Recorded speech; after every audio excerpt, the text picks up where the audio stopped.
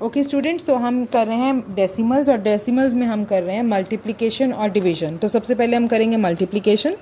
Multiplication में हमने क्या किया था, जितने भी हमें नंबर दिए गए हैं मल्टीप्लाई करने के लिए, हम उनको मल्टीप्लाई करते हैं और उसके बाद जो हमारा आंसर आता है उस आंसर को हम उसमें हम डेसिमल वैल्यू को ध्यान रखते हैं, बिकॉज डेसिमल है तो डेसिमल्स का ध्यान रखना बहुत ज़रूरी है। तो अगर हमारे पास नंबर हैं 0.5 इंटू 0.1, 0.5 इंटू 0.1, तो हम पहले स्टेप में इनको as a whole number multiply कर लेते हैं। तो 5 के लिए हम 0.5 के लिए 5 और 0.1 के लिए 1, 5 इंटू 1 आपका आंसर आएगा 5। तो अब आपके आंसर में एक डिजिट आ गया है। अब आपको देखना है डेसिमल मैंने कितने दिए थे, तो मैंने दिए थे 0.5 एंड 0.1, मतलब 0.5 में 1 डेसिमल और 0.1 में 1 डेसिमल। तो अब मेरे को 2 डेसिमल प्लेस बनानी है, लेकिन आंसर में डिजिट ओनली 1 है, तो मेरा आंसर आएगा यहाँ पे 0.05, डेसिमल के बाद 2 डिजिट्स। अगर यही मैं आपको क्वेश्चन देती 0.5 इंटू 0.7, तो अब मैंने दोनों को फिर से मल्टीप्लाई कर लिया, 7 इंटू 5 आ गया आंसर 35। डेसिमल देख लेते हैं, 0.5 में 1 डेसिमल, 0.7 में 1 डेसिमल। तो यहाँ पे क्या है मेरे पास 2 डेसिमल प्लेस, तो अब मेरे को मेरे डेसिमल के पास 2 डिजिट आने चाहिए। आंसर में मेरे पास ऑलरेडी 2 डिजिट हैं 35, तो मेरा आंसर आ जाएगा 0.35। अगर ये मैं आपको क्वेश्चन इसी को बोलूँ 0.5 इंटू 0.07, तो अब देखो 0.5 यहाँ पे डेसिमल 1 है और 0.07 डेसिमल के बाद 2 पोजीशन, तो कुल मेरे पास कितने डेसिमल आ गए 3। इनका आंसर मेरा फिर सेम आएगा 5 इंटू 7 35, लेकिन आंसर में 2 डिजिट हैं और डेसिमल मुझे चाहिए 3 डिजिट पे। तो अब मैं इनको 0 लगा के पूरे करूँगी, तो मेरा आंसर आ जाएगा 0.035। अगर मैं इसी से नंबर को फिर से बदल लेती हूँ, मैं बोलती हूँ 0.05 मल्टीप्लाइड बाई 0.07, तो मेरे 0.05, इसमें भी मेरे 2 डेसिमल प्लेस हैं, 0.07 में भी मेरे 2 डेसिमल प्लेस हैं। नॉर्मल प्रोसेस की तरह होल नंबर को मल्टीप्लाई करूँगी, आंसर आएगा 7 इंटू 5 35, लेकिन अब डेसिमल के लिए तो मेरे को 4 प्लेस चाहिए, क्योंकि 2 उसमें और 2 दूसरे नंबर में, और यहाँ आंसर में आया है ओनली 35। तो अब मैं इनको 0 लगा के डेसिमल वैल्यूज़ को पूरी करूँगी, तो मेरा यहाँ पे आंसर आएगा 0.0035। तो यही केस हम 3 नंबर्स के साथ भी कर सकते हैं। फॉर एग्जांपल मैंने आपको दिया है, चाहे जितने भी आपको नंबर्स दिए हैं, अब हम 3 नंबर ले लेते हैं। अगर मैंने आपको बोला 0.3 इंटू 0.2 इंटू 0.2, तो तीनों में एक ही पॉइंट के बाद नंबर है 0.3, 0.3, 0.2, 0.2। तो मैं इनको मल्टीप्लाई करूँगी as a whole number, 3 into 2 into 2, तो 3 इंटू 2 6, 6 इंटू 2 12। आंसर मेरा आ गया 12, लेकिन डेसिमल्स मेरे पास कितने हैं, हर नंबर में एक एक, तो हर नंबर में एक एक, तो उसको कर दो आप 3 डेसिमल। तो 3 डेसिमल जो है आंसर है, आंसर में 2, 3 और इसमें 3, तो आप क्या करोगे 0.012 आपका आंसर आएगा, क्योंकि आपको 3 डेसिमल लगाने थे और आपके पास आंसर आया था 2 डेसिमल का। सपोज यही मैं आपको कर देती 0.2 इंटू 0.2 इंटू 0.2, जिसकी मैंने क्लास में प्रैक्टिस भी कराई है, तो यहाँ पे मेरा आंसर क्या आ रहा है 8, 2 इंटू 2 इंटू 2 8, लेकिन डेसिमल है 3, आंसर में डिजिट है 1। अब मेरे को 2 0 लगा के डेसिमल 3 प्लेसेस पूरी करनी पड़ेंगी, तो 0.008 this will be my answer.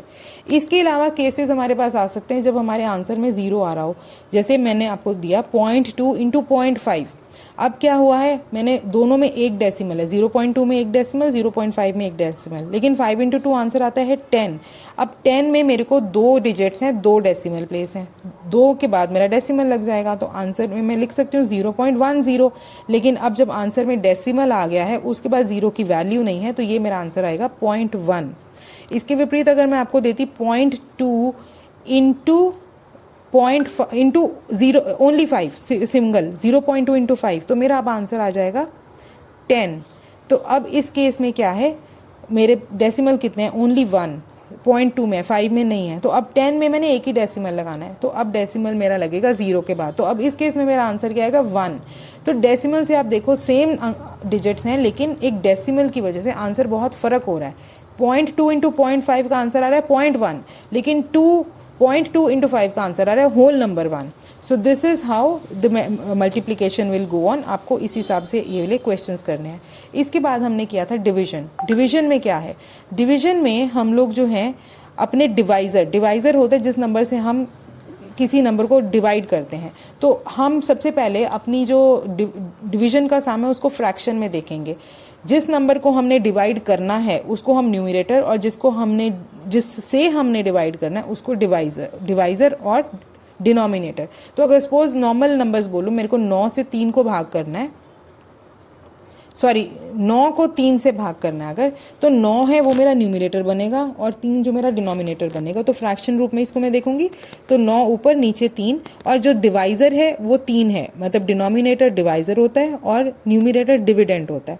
तो अभी फ्रैक्शन में क्या है, फ्रैक्शन में ये सम को मैं डेसिमल में मैं कैसे देखूंगी, I will see it as 9 divide by 0.3।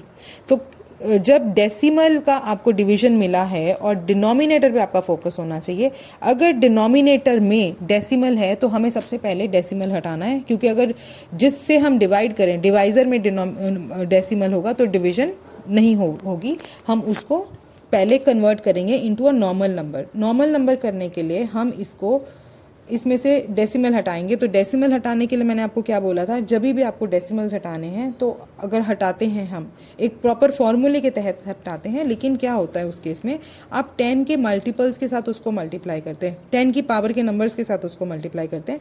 Suppose आपको एक डेसिमल किसी भी नंबर में से हटाना है तो आप उसको 10 से मल्टीप्लाई करोगे। कोई 2 डेसिमल पोजीशन है तो 100 से, इसी तरह से 1000, 10,000। फॉर एग्जाम्पल अगर मेरे पास नंबर है 0.02, तो 0 के बाद पॉइंट के बाद एक ही नंबर है 0.2, तो 0.2 को मेरे में एक डेसिमल हटाना है तो मेरा 10 से मल्टीप्लाई होगा। अगर यही नंबर होता मेरे पास 0.02, मतलब पॉइंट के बाद 02, तो 2 हैं। अब इसमें से अगर मेरे को डेसिमल हटाना है, इसको 2 बनाना है, तो मैं 100 से मल्टीप्लाई करूंगी। अगर मेरे पास है 0.002, डेसिमल के बाद 3 पोजीशन, तो अब मेरे को इसको 1000 से मल्टीप्लाई करना पड़ेगा, तब मैं इसका डेसिमल हटा सकती हूँ।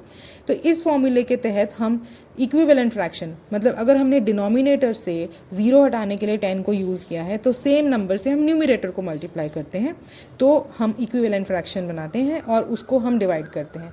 इसको सिंपल तरीके से हम कैसे देख सकते हैं, हम अपने नंबर्स को डिवीजन के सम को फ्रैक्शन फॉर्म में देख सकते हैं, और नीचे से जितनी प्लेस का डिनोमिनेटर से जितनी प्लेस का डेसिमल हम हटाते हैं उतने 0 हम न्यूमरेटर में लगाते जाते हैं।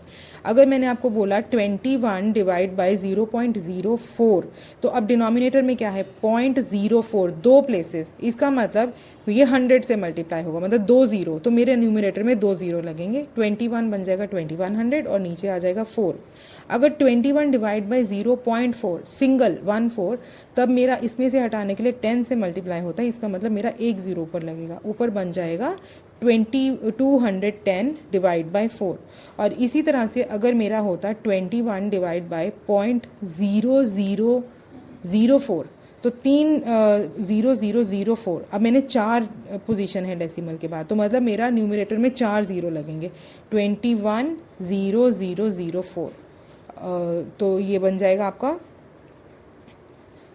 2,10,000 डिवाइड बाय 4। तो इस तरीके से आप करते हैं। और अगर आपका नंबर नीचे दूसरे टाइप का है, सपोज मैं बोलूँ 27 डिवाइड बाय 2.3, तो आपको ये नहीं, अब नीचे 2 डिजिट्स हैं तो मेरे को 2 डेसिमल, आपको सिर्फ डेसिमल के बाद की डिजिट को हटाना है। तो 2.3 कितनी डेसिमल के बाद कितनी डिजिट है, एक ही है, तो अब आपका ये बन जाएगा 270 डिवाइड बाई 23। और अगर मेरा होता है 27 डिवाइड बाई 2.33, तो अब डेसिमल के बाद 2 हैं, अब मेरा बनेगा 2700 डिवाइड बाई 233। नीचे के नंबर से सिर्फ हमें डेसिमल निकालना है, जितनी पोजीशन के बाद हम डेसिमल निकालते हैं उतने 0 हम न्यूमरेटर में ऐड करते हैं। उसके बाद normal division bye long division method से हम आंसर निकालते हैं, या फिर हम जैसे काट के नंबर्स देखते हैं, अगर कॉमन फैक्टर्स हैं तो काट के भी हम कर सकते हैं, नहीं तो हम नॉर्मल डिवीजन से इसका आंसर निकलता है। But the most important thing, हमें डिवाइजर में से डेसिमल निकालना है। So this is the division of decimals और मल्टीप्लिकेशन। एंड आपको यही पॉइंट्स ध्यान रखने हैं जब भी आप डेसिमल से वर्क करते हो, कि आपका डेसिमल कहाँ जा रहा है, आंसर में है कि नहीं है तो कहाँ गया, और उसको आपने राइटली काउंट करके प्लेस किया है कि नहीं किया है।